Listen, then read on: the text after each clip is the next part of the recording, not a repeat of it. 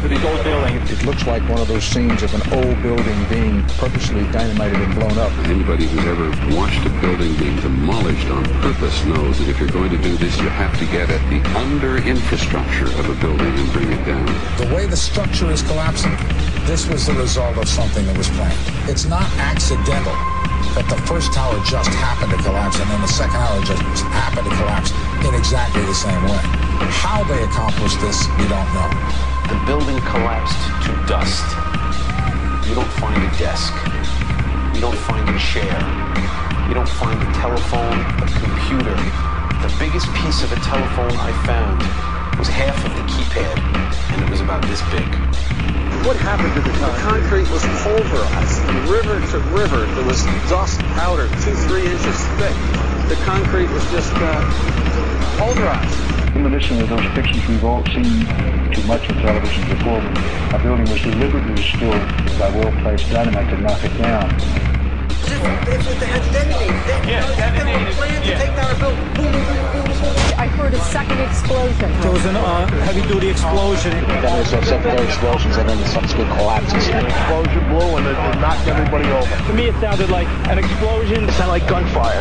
Bang, bang, bang, bang, bang. And then all of a sudden, 3 big explosions. We heard a big explosion coming down. And then the entire top of the building just blew up. We saw some kind of explosion. By the force of the explosion. Big explosion. Blew us back up to the 8th floor. Then we get to the lobby, there's this big explosion. The lobby for Brazil, a bomb had exploded there. A huge explosion now raining debris. It's been a huge explosion. Huge explosion that we all heard and felt. We just witnessed some kind of follow-up explosion. We heard a very loud blast, an explosion. A secondary explosion at Tower 110. That is another bomb going off. He thinks that there were actually devices that were planted in the building. Planted in the building.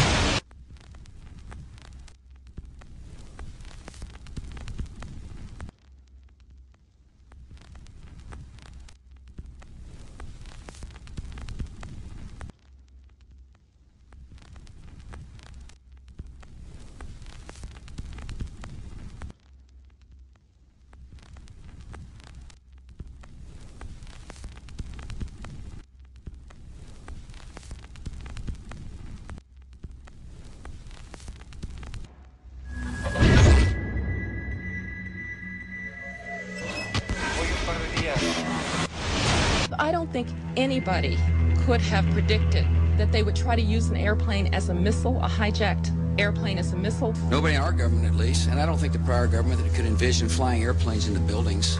No specific threat involving really a domestic operation or involving what happened, obviously, the city's airliner and so. There were no warning signs that I'm aware of. USA Today reports that in the 2 years before the attacks on September the 11th, NORAD conducted exercises using hijacked airliners as weapons. And one target was the World Trade Center.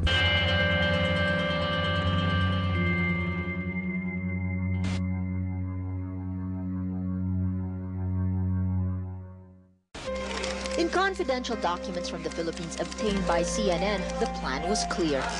He will board any American commercial aircraft, control its cockpit, and dive it at the CIA headquarters. Other buildings targeted the Pentagon and the World Trade Center. Security and counterterrorism was blinking red, in the words of George Tenet, that the warnings of an imminent attack were so severe that something dramatic should have been done. It was unparalleled. Instead, our president went on a month-long vacation.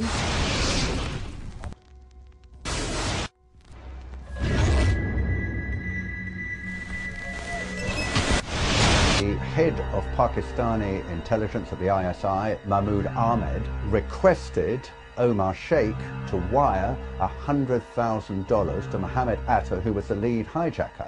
Hijacker Mohammed Atta received wire transfers via Pakistan. The man sending the money to Atta is believed to be Ahmed Umar Saeed Sheikh. Omar Sheikh admitted he was supported by the Pakistan government's intelligence service, the ISI.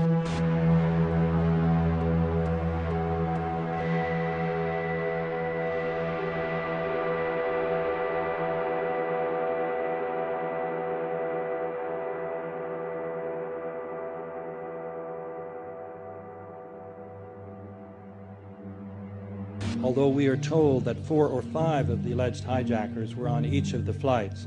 If so, their names should have been on the flight manifests. But the flight manifests that have been released contain neither the names of the alleged hijackers nor any Arab names whatsoever. We know that the men who were supposedly the hijackers had their houses, cars, credit cards paid for by the U.S. government. They were, in truth, agents. Evidence was also apparently planted. The passport of one of the hijackers on Flight 11 was allegedly found in the rubble. Goes through the fireball, through the side of the plane, and comes down to the ground unscathed. But something happened. For 6 months, they reported they had this passport. Boy, we've got it. We've got the proof. And then the guy stood up and was alive. Several of these 19 men are still alive.